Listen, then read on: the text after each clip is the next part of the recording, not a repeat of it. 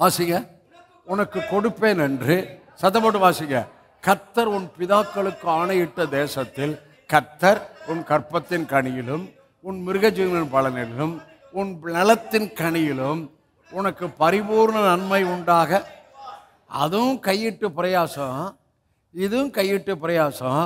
ஆனால் இதில் ஒன்று பார்க்குறோம், உனக்கு பரிபூர்ண நன்மையை கட்டளை இடுவார். கட்டளை இடுவார். நல்ல கவனிங்க.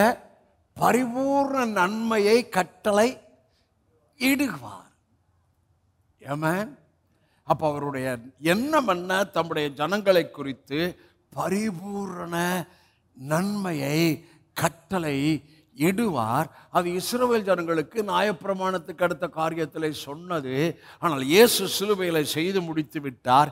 இனிமேல் எனக்கு பிரமாணம் அல்ல, நான் செஞ்சு ஆசீர்வதிக்கப்படுவதல்ல, நான் விசுவாசிப்பதனால் அவரை புரிந்து கொள்வதனால் நான் ஆசீர்வதிக்கப்படுகிறேன், ஆசீர்வாதமாக்கப்படுகிறேன் என்று இயேசு முடிச்சிட்டார்.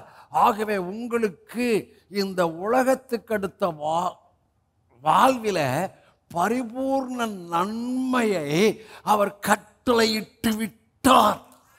பரிபூர்ண நன்மை என்றால் குறைவு இல்லை, எப்பவுமே குறைவில்லை, எப்பவுமே ஏராளம், எப்பவுமே தாராளம், எப்பவுமே தாராளமாக கொடுக்கறது, எப்பவுமே தாராளமாக செலவு பண்ணுறது, எப்பவுமே அந்த ஏராளம் தாராளம்னா நல்ல வசதியான நம்ம ஏராளம் தாராளம் பெருக பெருக நம்முடைய ஸ்டேட்டஸும் பெருகணும், நம்முடைய காரும் அடுத்த காருக்கு வந்துடணும், நம்முடைய வீடும் அடுத்த லெவலுக்கு வந்துடணும். எத்தனை பேர் புரிஞ்சுக்கிட்டீங்க? பழைய காரையே வச்சுக்கிட்டு, பழைய ஸ்கூட்டரே வச்சுக்கிட்டு, கர்த்தர் யாரோட பேசுகிறாரு? Change your car, change your old scooter. இன்னைக்கு போய் சேஞ்ச் பண்ணிரு. கர்த்தருக்கு ஸ்தோத்திரம். பரிபூர்ண நன்மையை கட்டளை இடுவார். ஆனால் சிலுவையில் முடிச்சிட்டாரு.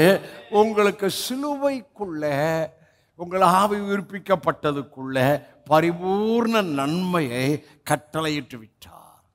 எத்தனை பேர் விசுவாசிக்கிறீங்க? ஹல்லேலூயா.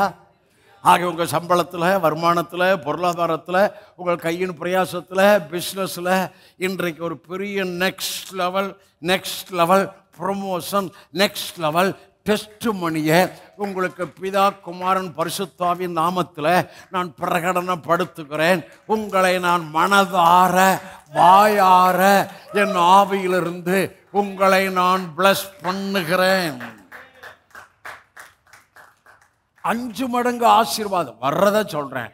பெஞ்சமினுக்கு என்ன பண்ணானா யோசேப்பு? 5 மடங்கு வச்சானா. எல்லா சகோதரர்களும் வந்துக்கிறாங்க, எல்லாருக்கும் முன்னால் சாப்பாடு போட்டு வச்சா பெஞ்சமினுக்கு 5 மடங்கு வச்சானா. உங்களுக்கு இப்போது இருக்கிறதுக்கு மேலே 5-fold blessing. மாதம் லட்சமா 5 லட்சம் blessing உங்கள் மேலே நான் பிளஸ் பண்ணுறேன், ஆசீர்வதிக்கிறேன்.